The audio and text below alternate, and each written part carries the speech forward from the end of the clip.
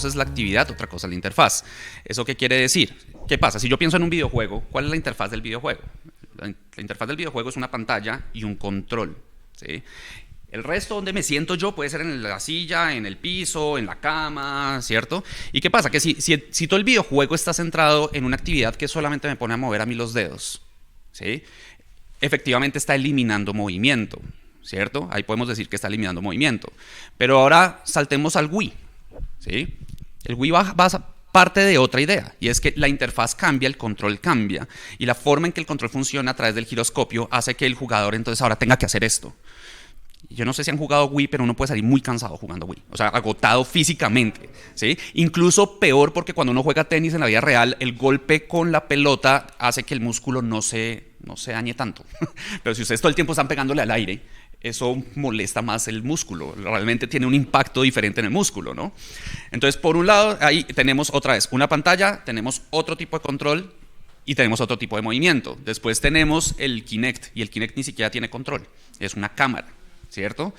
Y ahí otra vez tengo que moverme. Quiero cambiar la canción, ya no puedo hacer, ahora tengo que mover todo el brazo, ¿sí? Estoy aumentando el movimiento. ¿Qué pasa si yo llego a una clase de educación física? Fíjense que una clase de educación física además es un excelente ejemplo de el tema. La lúdica existe desde hace mucho tiempo, pero no necesariamente significa que la clase se esté manejando de manera lúdica. O sea, puede que la clase sea vamos a aprender a jugar fútbol, pero hay niños que están odiando esa clase. ¿Por qué? Porque la forma en que yo estoy enseñando a jugar fútbol de todas formas parte de principios muy tradicionales. ¿Sí? Ellos quieren jugar, pero no, vamos a entrenar, vamos a correr 10 vueltas ¿sí? O sea, hay de todas formas un tema que va en contravía del proceso motivacional del niño. El niño quiere jugar, él quiere correr, pero mientras patea la pelota. Claro, ¿qué pasa? Que en el fútbol el defensa, si nunca le llega el balón, pues nunca tiene que correr, y queremos que corran. Pero entonces tenemos que pensar en cómo cambiamos la actividad o qué tipo de juegos podemos hacer para si lo que queremos hacer es que corran, no que jueguen fútbol. Y ahí tenemos que entender que la actividad es la que debe determinar el juego, no el juego la actividad. Y en educación física muchas veces es lo que pasa, ¿sí? Empezamos por el juego y después miramos cómo hacemos la actividad, ¿sí? Eso no necesariamente. ¿Qué pasa? Si yo quiero gamificar una clase de educación física y quiero utilizar tecnologías de la información, yo puedo tener todas las interfaces digitales del mundo. Yo puedo tener mi interfaz en mi celular. ¿O qué es Nike Plus? Nike Plus, ustedes salen a correr. Mejor, hay uno mejor que es Zombies Run. Zombies Run, ustedes salen a correr, se ponen los audífonos y empieza una historia a narrarse y de pronto les dicen lo están persiguiendo los zombies y entonces uno tiene que empezar a correr o si no pierden el juego. Y uno tiene una interfaz totalmente digital, pero la gente se está moviendo, ¿sí? Es buenísimo, trátenlo. Si quieren moverse un poco más y les gustan los zombies, busquen Zombies Run. Entonces, sí. Claro, eso elimina un poco la resistencia motivacional a nuestro cuerpo quiere quedarse quieto, nuestro cuerpo quiere guardar energía, nuestro cuerpo tiene todos los sistemas de retroalimentación equivocados, o sea, todo lo que aprende la medicina y después uno mira cómo está funcionando nuestro cerebro parece que quisiera enfermarse, ¿sí? Quiere estar quieto, quiere comer comida chatarra, todo lo demás es esfuerzo. Entonces hay que encontrar la forma de emocionar al cerebro para que haga aquellas cosas que no quiere hacer, evidentemente, ¿sí? Y si yo lo vuelvo tarea, si lo vuelvo trabajo, tiene que correr 5 veces de ida y vuelta, estoy haciendo que el cerebro odie la actividad. O sea, no solamente me puso a correr sin ninguna razón, sino que además me está evaluando cuando no logro correr y me está castigando porque me cansé a la mitad del camino. Y claro, el otro que es un gran deportista lo hace fácil, entonces peor porque me siento peor de mal, ¿sí? Es el tipo de cosas que estamos pensando los diseñadores de juegos. La interfaz puede ser digital, los puntos, todo lo que quieras llevarle al jugador puede estar en una interfaz digital, pero el juego no está en el control, ¿sí? El juego está en la actividad que yo los pongo a hacer. Y eso es lo importante, el diseño de la actividad. Esa sería la primera, no me salió tan concreta, pero esa sería la primera respuesta. Clarísimo, Javier. Clarísimo. Esa no la va a responder. Entonces eso nos pasa a la segunda, y la memoria a corto plazo y la memoria de trabajo sufre mucho. Entonces si me das un resumen pequeño de cuál era la segunda. ¿Cómo soluciono aquello del nativo digital? El nativo digital, listo. Entonces, bueno, eso si uno trabaja con niños, afortunadamente todos los niños son nativos digitales, sí, incluso por error paterno, ¿no? No quiero que el niño moleste en la casa, entonces le doy la tableta, entonces pues ya están aprendiendo el lenguaje digital solos. Si yo voy a trabajar, por ejemplo, con adultos que no tienen conocimiento de herramientas digitales, bueno, el niño que no accede a eso, ¿sí? Afortunadamente, incluso es que pensar en adultos es mejor porque los adultos tienen menor neuroplasticidad para ese tipo de cosas. El niño, si uno le da el acceso, la coge mucho más rápido por procesos de neuroplasticidad. Pero ¿qué es lo que uno tiene que hacer? En general, esa es otra teoría de juegos. Un juego Nunca ningún juego es igual al otro, yo tengo que enseñarlo, ¿cierto? Pero yo no tengo que enseñar solamente cómo, o sea, de hecho, antes de poder solucionar un problema en el juego, yo primero tengo que entender cómo manejar la interfaz del juego. Sea un juego de mesa, piensen en un juego de mesa. Si yo pongo un tablero de juego de mesa enfrente de ustedes y ustedes lo miran y les digo jueguen, ustedes no son nativos de juegos de mesa, ¿sí? Un jugador de juegos de mesa como nosotros ve un tablero y más o menos puede imaginarse qué está pasando ahí. Porque llevamos tanto tiempo jugando que, mira, aquí nos toca cambiar oro por recursos y lo entendemos. Pero a un no nativo no entiende nada. Y entonces, ¿qué pasa? Que parte del proceso de utilizar ese tipo de interfaces, especialmente si yo tengo a alguien que no sabe utilizarlas, es que el proceso de aprendizaje debe comenzar por desarrollar las habilidades de comprensión de la interfaz al mismo tiempo que yo le permito al jugador tomar decisiones. Esto no es fácil. Es la diferencia entre un buen tutorial de juego y un mal tutorial de juego. El mal tutorial de juego lo lleva uno de la mano. Le dice, haz clic aquí. Listo. Ahora construye esto en este recuadro. Listo, te ganaste 10 puntos. Ahora coge estos 10 puntos y arrastra acá. Y el juego lo lleva uno de la mano. Y eso es aburridísimo. ¿Sí? Que es lo que hacen la mayoría de programas digitales cuando tratan de enseñar cómo se utilizan. Es, haz clic aquí. ¿Sí? Es horrible. En un buen tutorial, el juego le plantea a uno un problema y entonces le dice, listo, tienes que llegar de esta montaña a esa otra y hay un montón de precipicios. Y entonces uno va llegando al primer precipicio y entonces el juego pausa y le dice, para saltar presiona X. Y entonces uno va, corre, salta X y ¡puf! Se fue para abajo. Ok, otra vez, volvamos a intentar. ¿Sí? Pero yo estoy aprendiendo la interfaz, yo estoy aprendiendo qué es X, cuándo se oprime. ¿Sí? Y por eso es que no importa qué tan buenos sean ustedes en videojuegos, si cogen un videojuego a la mitad, van a hacer todo lo contrario a nativos digitales. Cojan un videojuego a la mitad y ustedes van a estar despichando botones sin saber qué pasa. Entonces, uno debe enseñar la interfaz al estudiante y eso tiene que ser parte del proceso de aprendizaje. Yo, por ejemplo, y eso va a la tercera pregunta, en colegios públicos que se puede utilizar, no hay que utilizar herramientas gamificadas. De hecho, muchas herramientas gamificadas yo no las recomiendo. Yo no recomiendo Kahoot. No la recomiendo. Es terrible. Eso es el mismo sistema pedagógico hecho juego. Es un juego de trivia. Los juegos de trivia no enseñan. Los juegos de trivia evalúan. ¿Sí? Le dicen a uno, ¿usted sabe quién se ganó el Wimbledon en 1968? No sé, pues perdió. ¿Qué me enseñó el juego? ¿Sí? Y Kahoot es lo mismo. Kahoot me está evaluando. Me salen unas preguntas, sé la respuesta o no la sé. Es terrible. ¿Sí? Y entonces, pero Kahoot es una herramienta que puedo utilizar en el aula. No, ustedes pueden utilizar otras. Pueden utilizar Excel, Word, Padlet, Mural, cualquier sistema que les permita a ustedes tener información de manera interactiva y compartirla con sus estudiantes puede ser una interfaz de juego. Porque es que el juego no depende de la tecnología, pero la tecnología no tiene que ser TIC, ¿sí? No tiene que ser TIC. Piensen en un juego de carro. Ustedes van andando en un carro. ¿Cuál es su interfaz? Lo que pueden ver con la mirada y su voz, porque no pueden quitar la atención de lo que están. Entonces, veo, ¿qué ves? Una cosa, ¿qué cosa? Y están jugando con el entorno. Entonces, yo puedo plantear, la interfaz puede ser Padlet, puede ser Mural, y entonces los niños primero les enseño cómo mover el sistema, ¿sí? Y después les propongo problemas para resolver con eso. Y si necesito puntos, ¿dónde pongo los puntos? En el Excel. ¿Quieren saber cómo están sus puntos? Un Excel en un Google Sheet y ustedes le quitan los permisos de editar, los pueden ver, pero no lo pueden editar. Entonces ya, ellos ven sus puntos, pero no pueden hacer trampa. Súper fácil, pero hay que salir de la idea de que hay que buscar un programa, un Classcraft o un Class Dojo. No busquen la herramienta. El diseño de juego es más la cabeza del diseñador solucionando el problema, no la herramienta solucionando el problema al profesor. ¿Sí? Eso es fundamental y creo que ahí. Sí.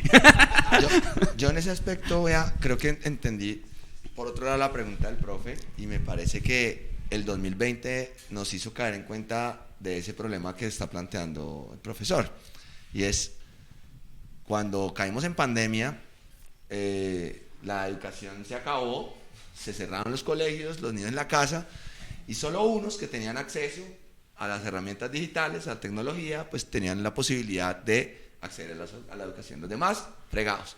Y esos son la mayoría. Entonces, usted tiene razón, profe, en decir, bueno, y entonces los que no tenemos acceso ni a una tablet, ni a un celular, ni a Excel, ni a nada, ¿no podemos gamificar? Falso. Podemos gamificar también. La gamificación utiliza la tecnología la tecnología digital como herramienta.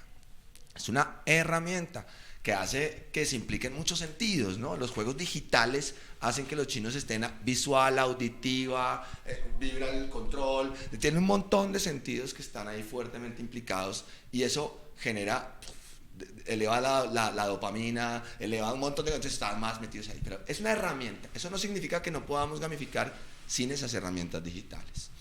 Si no tenemos acceso a un computador, a una tablet, a un celular, a internet, ¿podemos gamificar nuestras clases? Claro que sí.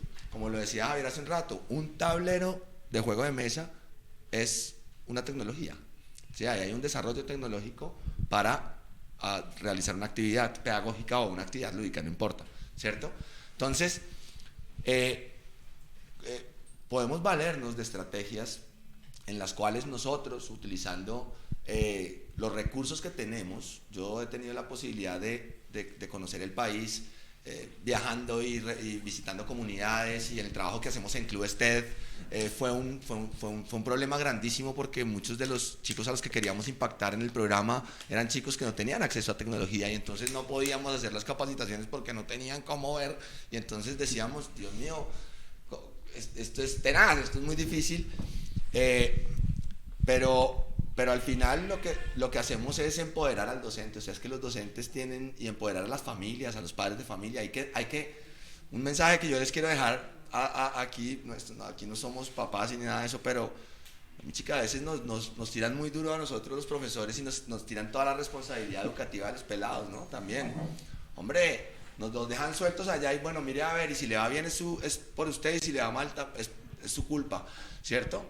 Y no, o sea, hay que decirles a las familias que hay que recuperar espacios de juego en familia, de apagar el televisor, de apagarlos, ¿cierto? Y de cuando estemos cenando hagamos un juego de charadas, hagamos un juego, porque la familia es el primer responsable de la educación de un niño y no necesita la tecnología, no necesita una tablet, no necesita un computador, no necesita nada para hacer una actividad lúdica ahí con sus hijos, con papá, mamá, hermanos, hijos. Vamos a jugar tal vaina, charada, vamos a jugar tal cosa, no importa, ¿sí? Hay que gamificar nuestro estilo de vida un poco, ¿sí? Más que pensar en que tenemos que utilizar la tecnología, y entonces obviamente hay unas cosas, pues ya es que la herramienta es espectacular, pero pues no podemos olvidar que tenemos también las piquis, y tenemos los trompos, y tenemos los yoyos, y tenemos también otras cosas que podemos utilizar y que sirven para que podamos desarrollar esas habilidades sin necesidad de los elementos tecnológicos digitales. Muchas gracias, Andrés. Justamente la clave que dio paso a la pregunta que hizo el profe estaba fundamentada en una posición que su merced maneja en torno al trabajo de planeación de lo que significaría una clase en la que pueda haber innovación y gamificación. Entonces estamos hablando de la primera parte con el juego, la segunda que era la parte de aprendizaje y de desarrollo de habilidades, pero nos faltaba esa tercera parte. ¿Cuál es esa tercera parte dentro de ese proceso de introducir innovaciones dentro del aula? La práctica, poner en práctica. O sea, vamos a fase afectiva, motivacional, ponemos a los estudiantes, o sea, captamos la atención, los ponemos así, los hacemos que abran la boca. Un buen profesor es el que hace que los estudiantes abran la boca así, ¿cierto? Una segunda fase en donde desarrollamos un contenido, donde generamos un aprendizaje de algo, ¿cierto? O desarrollamos una habilidad. Y una tercera fase en donde transferimos el conocimiento que adquirimos a un contexto real, o sea, en el que lo ponemos en práctica el conocimiento, ¿sí? ¿Usted sabe manejar carros? Sí, perfecto, ya sé cómo se tiene que hacer. ¿Usted ya ha manejado? No. ¿De qué sirve? Sí, no sirve de nada, hay que poner en práctica el conocimiento, ¿cierto? Entonces, todo proceso pedagógico va en 3 fases: fase afectiva, fase cognitiva, fase práctica. Allá hay una otra preguntita, no sé si por allá valga. Bueno, pero entonces vamos a hacer una cosa, vamos a hacer una segunda parte de preguntas después de esta introducción, y abrimos también el espacio para que haya preguntas virtuales. ¿Listo? Porque justamente creo que en esta segunda parte vamos a encontrar también algunas claridades, porque ya nos vamos a centrar básicamente en gamificación y neurodesarrollo. Y resulta que cuando uno está aprendiendo cosas en la universidad para ser docente, le meten un plan de trabajo y en la práctica le dicen, es que usted tiene que trabajar de esta y de esta manera y su clase va a ser exitosa. y uno se enfrenta a la vida real y dice, miércoles, lo que me dijo ese sapientísimo hombre sobre la práctica docente no me está funcionando. Y uno se encuentra continuamente con ese tipo de retos. Y justamente a partir de los estudios que se han hecho en neurodesarrollo y sobre todo esa cantidad de avances que se han hecho a partir de la década de los 90, nos han permitido comprender que en gran medida ese trabajo pedagógico tiene que tomar como punto de referencia a ese ser humano que tenemos al frente, que tiene unas particularidades.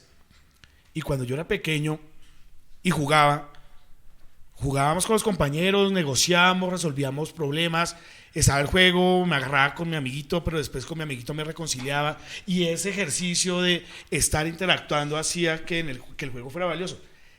Pero los padres de familia ven en el juego un terrible problema, porque es que el juego es perder el tiempo. Entonces cuando cuando era pequeño, me sacaban a jugar, es porque es que el juego era el juego de mentiritas, lo que no es clase, lo que no es el mundo serio que usted debe comprender para poder ser exitoso en la vida.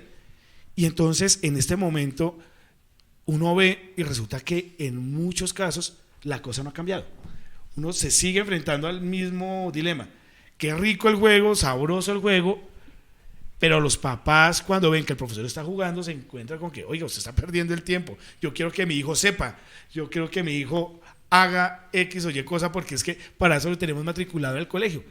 Y vuelvo entonces al ejemplo inicial, y es que a nosotros en las facultades tampoco nos están dando otras alternativas para poder decir, oiga, el juego puede volverse una herramienta. La pregunta que viene es justamente cómo nosotros como docentes, como maestros, tanto los que son nativos digitales como nosotros que no somos nativos, venimos justamente en excursión al mundo digital, pero también vemos en el juego posibilidades, cómo podemos aprovechar el juego y la gamificación para desarrollar habilidades de los muchachos, pero sobre todo teniendo en cuenta el neurodesarrollo de los niños.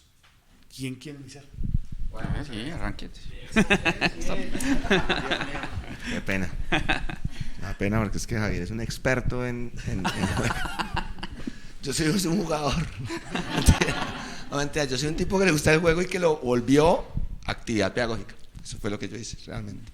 Bueno, ahí la primera pregunta clave es, y lo que hay que pensarse como docente, y creo que es una pregunta grandísima que no hemos podido solucionar en Colombia, es ¿qué queremos lograr en la escuela? Y entonces ahí se genera el primer problema grave, porque si no resolvemos esa primera pregunta no vamos a poder resolver todas las otras que usted me hizo, Jaime. Porque ¿qué queremos lograr? O sea, ¿a qué va un niño a la escuela? Esa es la pregunta clave que hay que buscar resolver. La respuesta durante 150 años ha sido a aprender unos contenidos específicos que nosotros elegimos. Pinker dice que el conocimiento se duplica cada 4 años. Conocimiento humano se duplica cada 4 años. O sea, cada 4 años tenemos el doble de conocimiento del que teníamos. Lo mismo que cada mundial hay el doble de conocimiento. ¿Sí? Entonces, eso es una vaina complicada, porque eso quiere decir que somos creadores de conocimiento constante. El ser humano crea conocimiento. Y nosotros llevamos 150 años con unos contenidos que elegimos. Que claro, de vez en cuando se modifican, no, metamos cosas de sistemas porque los sistemas están muy brutales, metamos cosas de robótica, entonces la robótica se volvió, pero seguimos en las células, seguimos en historia, seguimos en geografía. Entonces, si los contenidos no cambian, la actividad vale huevo, no es trascendente, no importa. Si nosotros no empezamos a pensarnos como docentes, ¿qué es lo que queremos lograr con nuestros estudiantes? Pues realmente si hacemos una cosa u otra no va a cambiar mucho el final. Por eso uno en su práctica docente hace esa pregunta: ¿qué quiero? ¿Cómo lo voy a hacer? ¿Cuándo lo voy a hacer? ¿Por qué? ¿Para qué? ¿Cuál es el objetivo? Todas esas preguntas nosotros las hacemos antes de ir con nuestro trabajo pedagógico. ¿Sí? Pero si no modificamos esa respuesta, si no entendemos que en el siglo XXI estamos en un mundo en el cual necesitamos cosas distintas a las que se necesitaban en el siglo XIX. Ya no necesitamos chicos que repitan lo que nosotros decimos. Ya no necesitamos chinos creativos, que resuelvan problemas, que actúen sin que nosotros les digamos.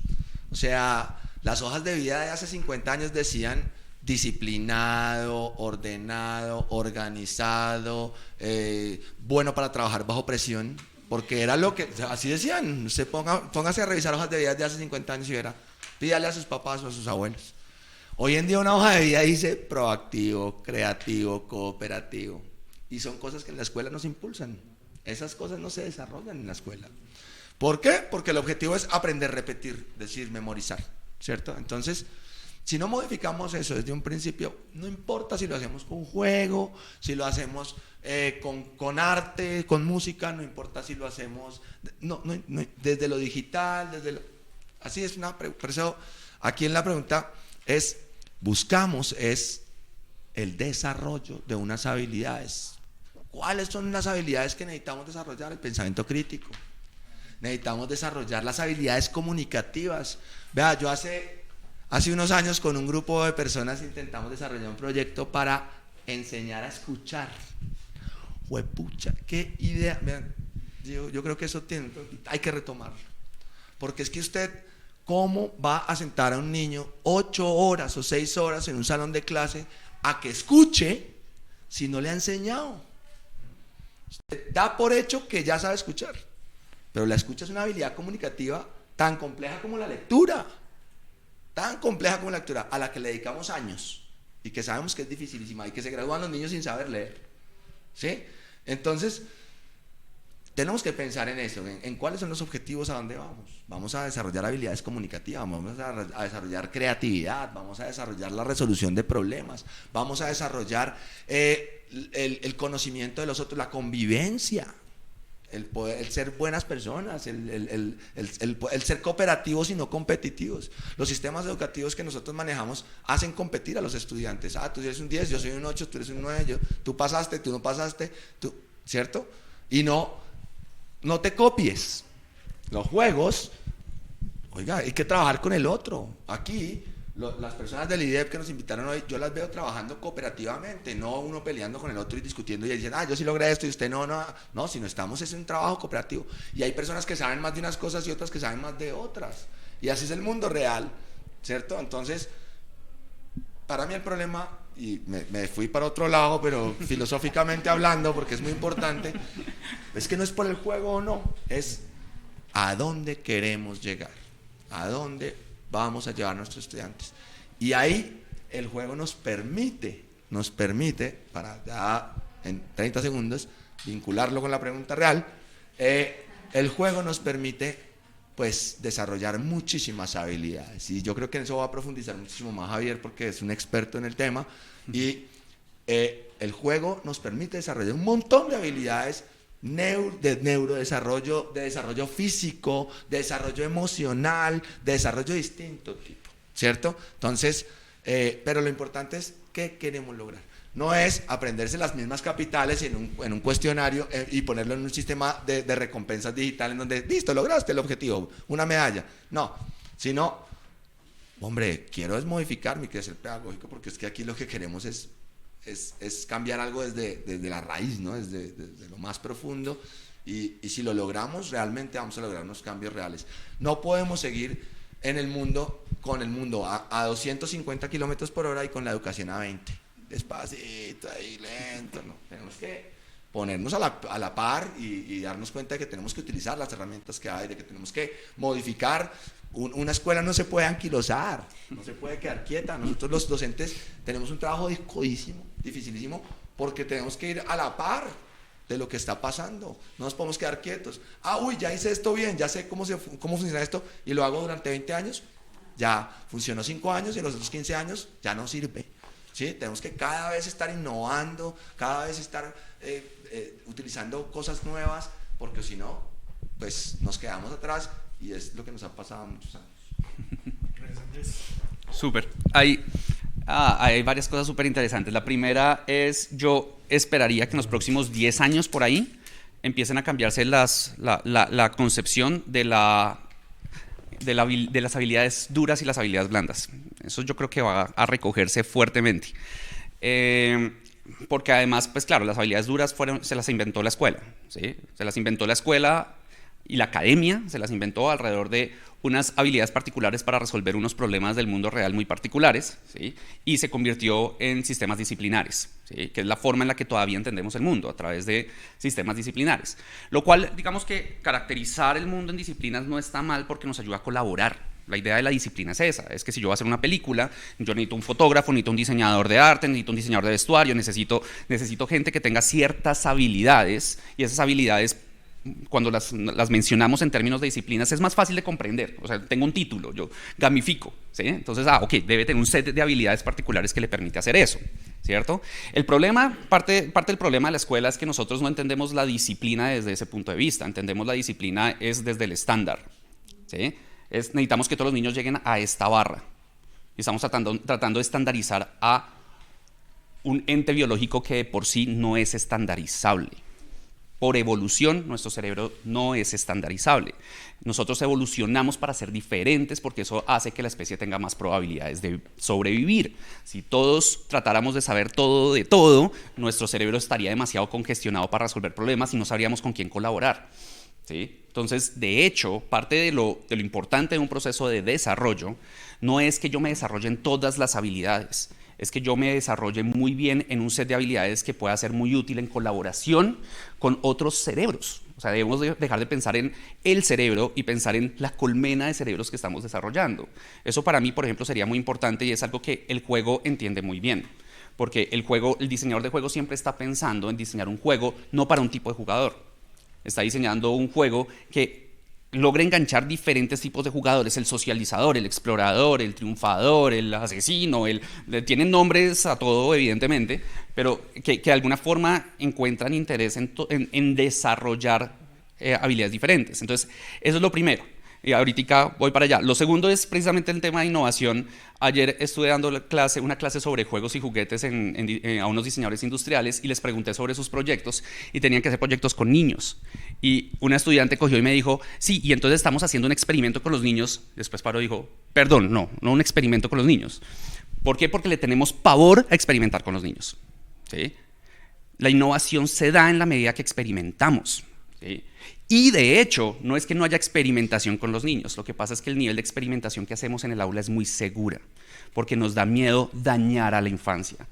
Y sin embargo, todos los profesores que están haciendo prácticas diferentes son profesores que están experimentando, o sea, es un experimento. Lo que hay que tener en cuenta es que un experimento no determina la vida de un niño, ¿sí? Si hoy una clase no salió bien, no significa que ese niño se fue para abajo. Y parte del proceso de innovación a nivel de desarrollo de habilidades debería ser encontrar formas diferentes de tratar de hacer lo mismo. Pero en vez de hacer eso, tratamos de buscar certeza, tratamos de buscar las técnicas que le han funcionado a otros en el pasado, tratamos de replicarlas, y eso es lo que anquilosa la educación, que vivimos a través de licenciaturas que nos enseñan cómo enseñar matemáticas, ¿sí?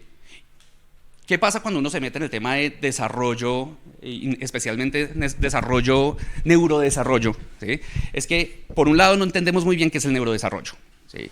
Si yo toco guitarra, uno siente que la persona está desarrollándose motrizmente. Y uno habla del desarrollo motriz como si fuera ajeno al cerebro. Pero el desarrollo motriz es un neurodesarrollo, ¿sí? La repetición de una acción hace que la acción cada vez sea más predecible, porque nuestros cuerpos, en general, nuevamente para ahorrar recursos, ciertas acciones permiten un grado de ambigüedad, ¿sí? Si yo cojo y voy a talar un árbol y cojo un machete y empiezo a pegarle al árbol, nunca le pego en el mismo lugar. ¿Por qué? Porque yo no he necesitado desarrollar esa habilidad. De hecho, las personas que la desarrollan al punto en que siempre pueden hacer las cosas de manera repetitiva, siempre de manera estable, las endiosamos. Los deportistas así absolutamente increíbles que cogen y aún así ustedes ven el fútbol y parte de lo divertido del fútbol es que no existe la posibilidad de desarrollar la habilidad al punto de que alguien patee el balón y siempre haga gol. Si eso pasara, se dañaría el deporte. ¿Sí? Nosotros necesitamos un grado de incertidumbre para que haya desarrollo de habilidades. El desarrollo de habilidades solamente se da en la medida que yo sé que no puedo repetir la misma acción de manera perfecta una y otra vez, ¿sí? Y sin embargo, eso es lo que le estamos pidiendo también a los niños en el colegio. y lo estamos evaluando a través de una evaluación, un momento evaluativo que no puede ser un momento probabilístico en el tiempo, porque las habilidades son probabilísticas. Entonces, piensen en Mario Bros. ¿Sí? Para poder entender qué es una habilidad, pensemos en Mario Bros. ¿Qué pasa? Yo en Mario Bros tengo que pasar el mundo, pero yo empiezo a jugar y me caí en un hueco, en la mitad del mundo. ¿Sí? Eso que hice de mis habilidades todavía no mucho porque solo he hecho un intento. Vuelvo a jugar y ahora antes de llegar a ese hueco perdí. Momento, entonces de pronto fue de suerte que llegué hasta el hueco y empiezo a volver a intentar y a volver a intentar y resulta que yo empiezo a encontrar patrones donde el jugador empieza a perder más frecuentemente que en otros lugares. Eso tiene que ver con las curvas de dificultad del mundo y un montón de cosas, pero también tiene que ver con la habilidad. El jugador en la medida que repite, ¿qué es lo que pasa? Que cada vez, ¿sí? Piensa en Guitar Hero o cualquier juego de esos, cada vez uno siente que esas partecitas que antes le costaban mucho trabajo, ahora las empieza a hacer más fácil. ¿Por qué? ¿Qué es lo que está haciendo el cerebro? El aprendizaje es un acto de pereza. ¿A qué me refiero con eso? Uno aprende para no tener que gastar tantos recursos en el futuro. Uno automatiza. Entonces, ¿qué pasa? Que el niño se mataba siempre en el mismo hueco y de pronto en un momento u otro dejó de matarse ahí. Y ya no tiene que pensar cómo resolver el problema. La habilidad se desarrolla en la medida que yo no tengo que pensar en la habilidad. Si yo tengo que pensar cómo resuelvo este problema de matemáticas, es porque mi habilidad todavía no está desarrollada. Si yo ya veo el problema y digo, esto se desarrolla y lo tengo automatizado, ahí es cuando puedo decir, esa habilidad se desarrolló. Y eso solamente se puede hacer por repetición porque, por probabilidad y por suerte, puede que uno termine pasando el mundo de Mario Bros. Y después uno le da por repetirlo y no lo logra. Porque tuvo un momento de suerte. Y eso pasa en nuestro sistema evaluativo. El sistema evaluativo, la evaluación, es un momento de suerte. Que obviamente si yo desarrollo la habilidad lo suficiente, tengo menos probabilidad de fallar. Y esa es un poco la idea. Y el juego hace eso. ¿Qué es lo que hace el juego? El juego trata de evaluar el momento en el que el jugador ya no pasa el juego por azar. ¿Sí? Lo pasaste, ven, lo repites. Ven, ahora ganaste una estrella, ahora trata de ganarte 2, ahora trata de ganarte 3. Sigue repitiendo la habilidad hasta que estés más o menos confiado de que puedes hacer esa actividad de manera más o menos automática antes de ponerte un problema mayor, porque si no estoy recargando cognitivamente el cerebro del niño. ¿Sí? Y eso es lo que el juego hace muy bien. El juego me pone a repetir hasta que lo logro. En cambio, nuestro sistema educativo es un cronograma temporal. Tenemos temporadas. Jugamos desde el ciclo astronómico. Creemos que en un año un niño debería aprender una serie de conceptos porque tenemos la metáfora astronómica en nuestra cabeza, el año escolar. Incluso si es calendario B, es un año escolar. ¿Sí? Y entonces en un año un niño debería aprender una serie de habilidades y si se quedó, eso va a hacer que el niño cada vez se vaya quedando más y más y más. ¿Sí? El juego no se piensa así. El juego es usted pasa al siguiente nivel cuando usted haya llegado al nivel de desarrollo neurológico suficiente para poder pasar al siguiente nivel. Y eso implicaría cambiar muchos elementos de la escuela de hoy en día que no son fáciles de cambiar, que son unas tradiciones muy complicadas. Pero parte del punto del juego a nivel de desarrollo de habilidades es que el diseñador nunca está pensando en contenidos. Entonces déjenme preguntarle algo tan sencillo como ¿qué habilidades necesita un niño para poder sumar? ¿Qué habilidades necesita un niño? Tiene que conocer el sistema numérico, ¿sí? Tiene que poder contar. Ya, con que sepa contar el sistema numérico ya puedo sumar. Asimilación de conceptos. ¿Sí? Tengo que entrenar la memoria. Si ustedes suman 2 más 2 y dicen 4, ustedes no están sumando. Ustedes están recolectando de la memoria la respuesta. ¿Sí? Ese tipo de cosas. Tienen que aprender procesos algorítmicos, porque una cosa es sumar 2 más 2, pero otra cosa es sumen 1258 más 3523. ¿Cómo parto ese problema? Yo puedo partirlo de muchas maneras. Hay muchas estrategias. Yo puedo partir primero, sumo las centenas, después las unidades, después sumo lo que sumo. Sí, hay muchísimas formas de llegar al mismo proceso. ¿Sí? Pero hay que repetir el proceso varias veces para que ese proceso se estandarice. ¿Sí? Si yo quiero multiplicar por 5, pronto es más fácil multiplicar por 10 y dividir por 2. Es mucho más fácil sacar mitades para nuestro cerebro que multiplicar por 5. ¿Sí? Y todo eso tiene que ver precisamente con desarrollo de habilidades. Las estrategias que yo utilizo para solucionar el problema hacen parte de las habilidades. ¿Sí? Eso es en lo que yo me debo enfocar. Si yo quiero que un niño aprenda a escribir poesía utilizando un tipo de métrica particular, ¿cuál es la habilidad que el niño necesita? Porque si el niño no es capaz de reconocer patrones rítmicos, no va a poder hacer eso nunca. Y entonces, ¿qué debería poner? Yo como profesor de español, ¿qué debería ponerse al chino? Primero jugar con un tambor. ¿Sí? Hágame eso primero con las manos. Desarrolle la capacidad de sentir el ritmo antes de pasar al lenguaje. ¿Sí? Eso es importante. La acentuación. Entonces, yo fui profesor de literatura y de español y es supremamente interesante porque parte de lo que aprendí yo en mi universidad era que todo lo que me enseñaba en el colegio estaba mal. ¿Sí? Es terrible, ¿sí? Precisamente porque el conocimiento va más rápido afuera del colegio que dentro del colegio, ¿sí? Entonces, a mí me enseñaron a acentuar con las palmas, ¿cierto? ¿Sí? Casa. Eso está mal, esa no es la habilidad, porque la acentuación no es un tema rítmico, es un tema de entonación. Entonces, una cosa que yo le decía a mis estudiantes es: si usted quiere aprender a reconocer el acento, primero quite todas las consonantes. Diga Casablanca sin consonantes. ¿Sí? Y no es un tema de fuerza, no es que es a, no, es entonación a. La a suena diferente. Y entonces, si uno tiene oído de metrallero, como decía un profesor mío, si uno no tiene buen oído, no es capaz de reconocer los acentos de las palabras. Y si yo no puedo reconocer los acentos de las palabras, ¿de qué me sirve saber qué es una esdrújula, una grave y la regla ortográfica? No me sirve de nada. Entonces, tengo que desarrollar las habilidades y los juegos se concentran en eso. Y por eso parecen una pérdida de tiempo. Porque en general el desarrollo, lo que me está desarrollando el juego, son una serie de habilidades que no parecen tener utilidad práctica, como si tiene poner la tilde. Pero el juego me está desarrollando a mí unas habilidades motrices, cognitivas, de toma de decisiones, un montón de cosas que efectivamente tienen impacto en el mundo real. Además, ya se sabe que tienen impacto en el mundo real. Entonces, el desarrollo cognitivo, ¿sí?, que producen los juegos a nivel de habilidades blandas, en últimas, son las habilidades fuertes que permiten sumar. Sumar debería ser la habilidad blanda. Lo complicado de resolver un problema matemático es reconocimiento de patrones. ¿Por dónde comienzo a resolverlo? Ahí se queda la mitad de los estudiantes. Es que me dan un montón de símbolos y no tengo ni idea qué hacer con ellos. No sé por dónde arrancar. Voy a pasar esto para allá a ver qué pasa. No saben por dónde arrancar. Entonces, eso es lo que hace el juego. El juego entiende la habilidad, no entiende el contenido, y esa habilidad entiende que se desarrolla a través de la repetición y que es probabilística. Es un tema súper interesante. Bueno, ya. No, está muy bien. No, yo me quedo ahí. Bien, y justamente para cerrar y dar paso a las preguntas de las personas que nos están viendo en las plataformas virtuales y que están aquí presentes, de manera, yo sé que es muy difícil concretar, pero un poquitico más concreta, surge a partir justamente de las últimas investigaciones que se han hecho en torno a juegos y la gamificación, dos habilidades que son fundamentales en el aprendizaje. Y una es la capacidad que tenemos los seres humanos para enfocar la atención, ¿sí?, que es una habilidad que es muy difícil de desarrollar. Y como tú dices, o sea, uno le exige al niño, o sea, usted tiene que escuchar, y como decía Andrés, se tiene que quedar quieto durante tanto tiempo para poder hacer el trabajo. Y básicamente los niños fracasan en ese punto. Pero entonces el juego facilita, las investigaciones han demostrado que facilita que se enfoque la atención, pero también que se desarrolle disciplina de trabajo.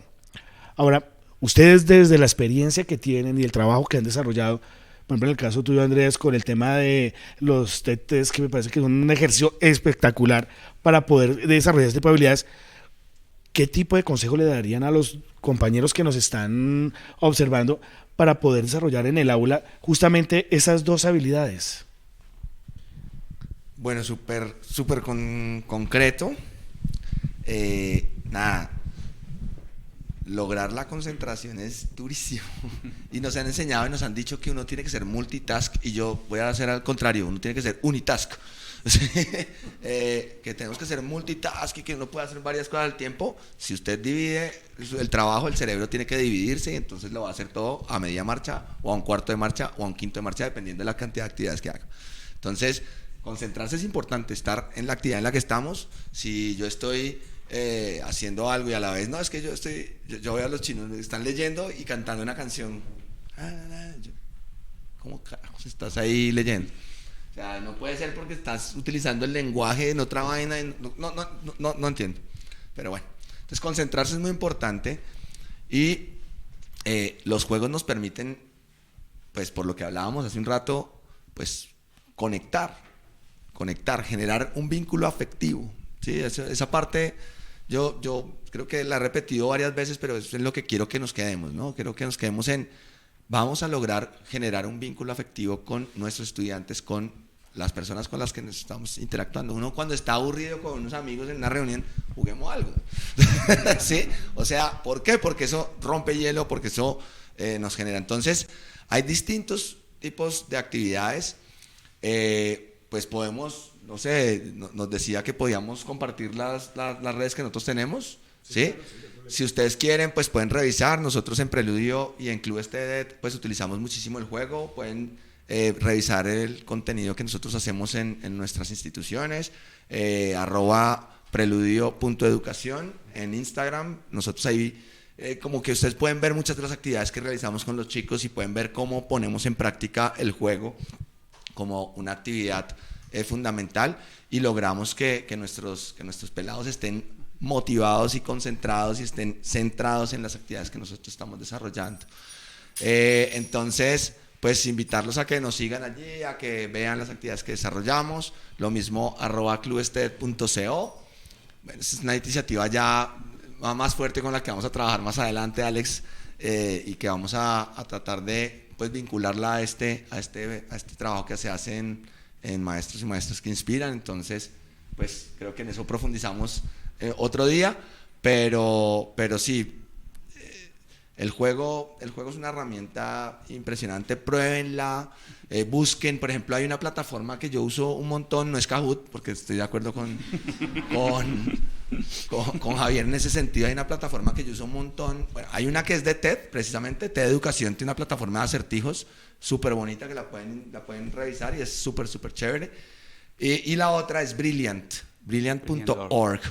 Brilliant.org es maravillosa porque tiene cursos de muchas cosas, digamos, cursos gamificados, pero realmente gamificados, no como con un cuestionario nomás, sino tiene unos acertijitos, preguntas, en donde qué tendrías que hacer, como que lo pone la persona. Revísenlo, es muy interesante, brilliant.org. Ahí hay cosas para programación, para matemáticas, para lógica, para comunicación, para lenguaje, hay para muchísimas áreas, entonces es súper recomendada. Nosotros estamos en proceso de vínculo con brilliant.org para traducirla, porque desafortunadamente está solo en inglés, pero como plataforma, pues ahorita ya hay muchas herramientas tecnológicas que nos permiten traducir rápidamente los contenidos. Entonces no es coger y poner a los niños, como decía el profe, pues porque de pronto no tenemos la herramienta tecnológica todos, pero nosotros que de pronto la tengamos, cogemos, revisamos y utilizamos algunos de los ejercicios que nos plantean ahí, y van a servir muchísimo para concentración, para desarrollo de habilidad y pensamiento lógico, pensamiento matemático. Entonces revísenla también. Síganos ahí en @preludio.educación en Instagram, en @clubstedet.co, y recomendadísimo brilliant.org. Y pues obviamente todo lo que nos va a decir ahorita Javier, que nos conocimos hace un rato y que yo estoy que me voy con él para allá, porque el video que mandó él para presentación, una cantidad de juegos atrás, y decía, no conozco ni uno, dos. Y entonces empiezo yo a decir, me quedé en los juegos de hace 10 años y no, eso no puede ser así. Sí, el mundo de los juegos también va más rápido de lo que el bolsillo va, entonces es terrible. Sí. Atención. Entonces, atención, digamos que la tripleta es atención, emoción y motivación. ¿Sí? Eso se estudiaba en 3 modelos psicológicos diferentes. Motivación, por ejemplo, está la teoría de autodeterminación humana. En atención hay teorías atencionales como la atención de arriba a abajo, de abajo a arriba, de control ejecutivo y atención automática. Emoción, lo que hay son estudios sobre teorías de emoción, hay círculos de emoción, la diferencia entre sentimiento, emoción. Bueno, eso es un tema supremamente complejo. Todos esos temas son muy complejos para reducir a una respuesta corta. Pero ¿qué quiero dejar de todo eso? Es el proceso atencional, fundamentalmente, pues claro, está atado a mi percepción emocional, a la forma en que entiendo qué estoy sintiendo, ¿sí? Y tiene que ver con, efectivamente, si a lo que le estoy poniendo atención me motiva. Hay 2 tipos de atención. Cuando uno habla de concentración, y uno tiene que tenerlo muy claro porque uno puede hacer las analogías incorrectas en esto. Atención, hay lo que les decía, atención de arriba abajo y abajo arriba. Hay una que es la de arriba abajo, es la atención de control ejecutivo, que es con la que la mayoría de profesores sufre, y por lo que salen frases como es que tener la atención de los estudiantes es difícil. Ahí es donde sale, es en esa atención. La atención de control ejecutivo se da cuando mi cerebro tiene que esforzarse para mantener la concentración, ¿sí? Y eso se da particularmente en ambientes desestimulantes. ¿Sí? Entonces, si sus estudiantes se aburren, profes, lo siento por decir esto, pero significa que de alguna manera u otra la clase que ustedes están dando tiene elementos de desestimulación. De elementos de desestimulación, ¿qué puede ser? El tono de la voz. Imagínense que yo les empiezo a hablar así sobre el tema de gamificación. Imagínense lo emocionantísimo que podría ser que yo les hable en un tono sin emoción, ¿sí? Entonces, parte de lo que uno debe hacer es, por ejemplo, si sus clases tienen un componente muy catedrático, aprendan de la gente que hace que tiene habilidades de oralidad. Y esos son los pastores, los curas, los políticos, los payasos, ¿sí? Esos son la gente que entretiene con la voz, ¿sí? El que hace el podcast. Es que no cualquiera saca un podcast adelante. Lograr mantener la atención solamente hablando, me toca estar gritando aquí, ¿eh? O si no los pierdo.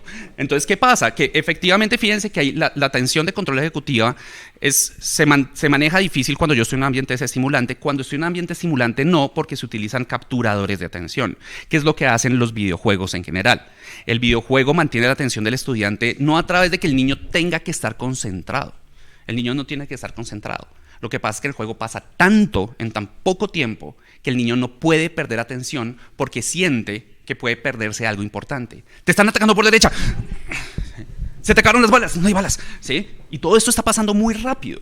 Eso se llaman capturadores de atención. Los capturadores de atención se dan a través de saliencia, de contraste, hay muchísimos mecanismos. O sea, lograr la atención de los niños no es tan difícil. ¡Ey! Miren, ahí me voltearon a mirar los que están mirando hacia abajo. No es difícil, ¿sí? Un grito y ya me miraron, ¿sí? Lo complicado es integrar eso como proceso de diseño dentro del aula, porque los profesores no diseñan su discurso, diseñan sus contenidos, pero nunca diseñan, ¿y yo cómo voy a entregar esto? ¿Sí? En una charla TED, antes de que salga la persona a la charla TED, tiene que practicar su charla muchas veces y hay gente retroalimentándole, diciéndole, no, ahí haga una pausa, ¿sí? Ustedes ven los cantantes profesionales y les dicen por dónde caminar y tienen X marcadas en el piso. O sea, la forma en que yo entrego la información se analiza tanto como la información misma.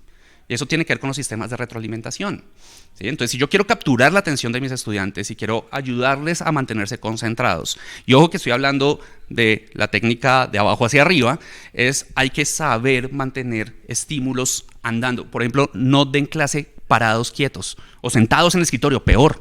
Eso es lo más desestimulante que hay. Muévanse, hagan que el ojo tenga que seguirlos, ¿sí? Eso nomás hace que el niño tenga menos probabilidades de desengancharse. En cuanto a la atención de arriba abajo, la de control ejecutivo, hay que educarla. Y uno de los problemas que tenemos fuertes es que, por ejemplo, a niños con déficit de atención a veces los ponen a jugar videojuegos para ayudarles a la concentración, y eso es lo peor que se puede hacer.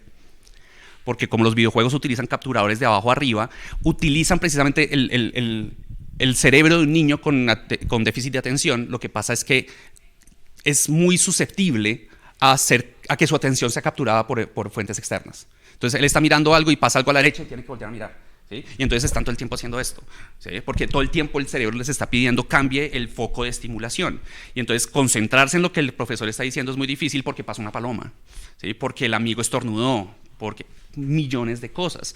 Estos videojuegos funcionan muy bien con ese tipo de niños, porque especialmente los juegos de acción, no todos los juegos de mesa, por ejemplo, para un niño de déficit de atención, les duele. Póngalos a jugar ajedrez, ¿sí? Y hablo en serio, hay gente que trabaja en temas de déficit de atención poniendo a la gente a jugar ajedrez, porque el ajedrez lo obliga a uno a pausar, a concentrarse, control ejecutivo, no hay cosas saltándole a uno en la pantalla, es el mismo, y ustedes van a ver que sufre, el niño empieza, ¿sí?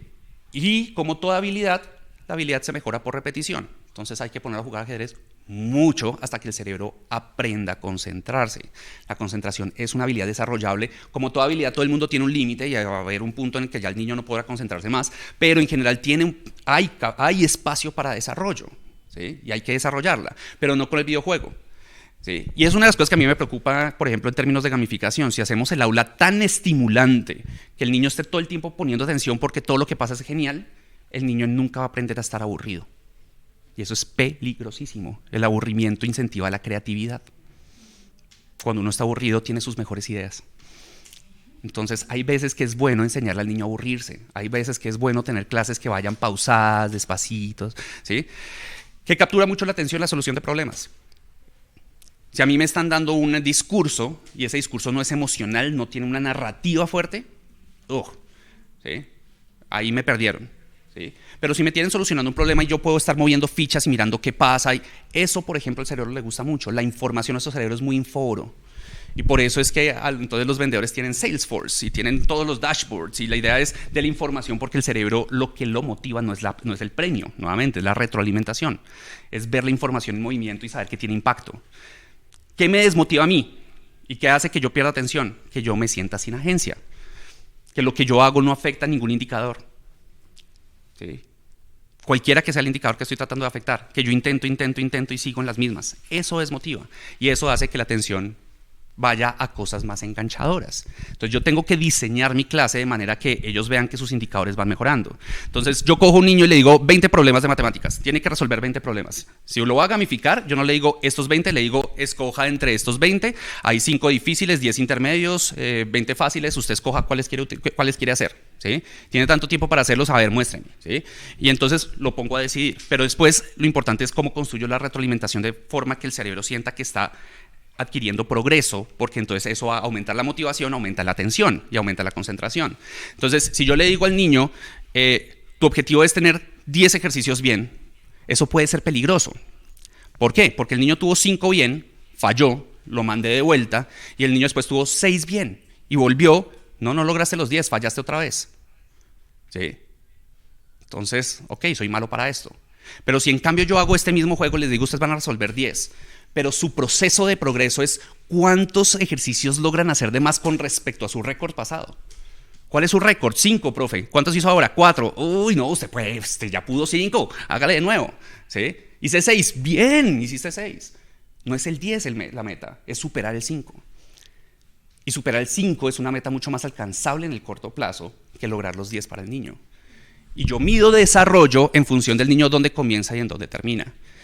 Si yo tengo un niño que es excelente para matemáticas y me trae los 10 ejercicios de una perfectos, ese niño merece mejor nota que el niño que empezó resolviendo 1 y logró terminar resolviendo 8. Uno de esos 2 niños aprendió algo, el otro no aprendió nada.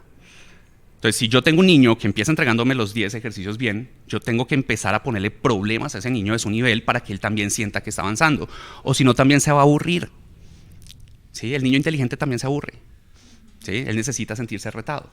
No demasiado duro que sienta que no lo puede lograr, no demasiado fácil que sienta que es aburrido. Teoría de flujo. Csikszentmihalyi, vayan y búsquenlo, es maravilloso.